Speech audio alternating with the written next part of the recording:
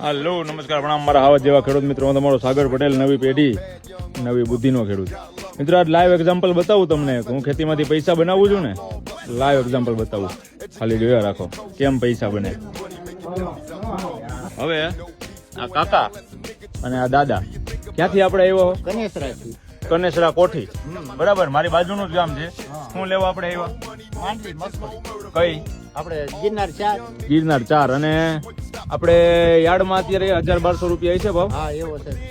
આપણે કાકા અને દાદા બેની સાક્ષીમાં આપણે 1500 રૂપિયામાં આપવાના છે. કેટલામાં? બરોબર છે ને કાકા? 1500 રૂપિયામાં આપણે આપવાના. તમને ફેર શું લાગ્યો મારી માંડવીમાં બીજાની માંડવીમાં ગિરનાર 4માં? સીસીઆઈમાં ગયા હતા 500 ટ્રેક્ટર હતા. એમાં આ મગફળીનું બિયારણ અમને સારું લાગ્યું અને કીધું ઉતારામાં સારું છે એટલે કીધું આવડું આ આપણે લેવું છે. બરાબર. હવે જો યાર્ડમાં આપણે કેટલા 40 મણ જોઈએ ને? 40 મણ લેવાની. હવે 40 મણ નો 1500 લેખે હિસાબ કરશો એટલે 60,000 રૂપિયા થયા. બરાબર. એનું ઈ જો હું યાર્ડમાં લઈને જઈશ ને તો એમાં 15 થી 20,000 રૂપિયા ઓછા આવશે. મારે 1 મહિનાના થારના ડીઝલના થઈ જાય ભાઈ. સમજો છો ને તમે? પૈસા આમ બનશે ખેતીમાંથી. અને તમે કરો, આપણો સિદ્ધાંત તમને ખબર છે. અને તમે લઈ જાઓ, તમને એ સલાહ દઉં છું. તમે લઈ જાઓ ને તો તમે કેમ મારી પાસે લેવા આવ્યા? એમ મારે તમારી પાસે આવવું પડે ને એટલો પ્રચાર કરજો આજુબાજુ વાળાને, હગાવાળાને કે ભાઈ મારી પાસે લઈ જાવ એમ. બરાબર. બાકી ખેડૂત સિવાય ઉધાર તો કોઈનો છે નહીં. એ વાત બાકી છે.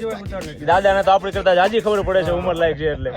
ખેતી કરે કે ન કરે દાદા? જોવાની એ તો હાચી વાત. ખેતી હાચી વાત છે. આ રીતે કરો તો લાભ મળે. મળે ને, લાભ. ખેડૂતને સારો માલ મળે અને આપણને પૈસા સારા મળે. હા, મોજ કરો.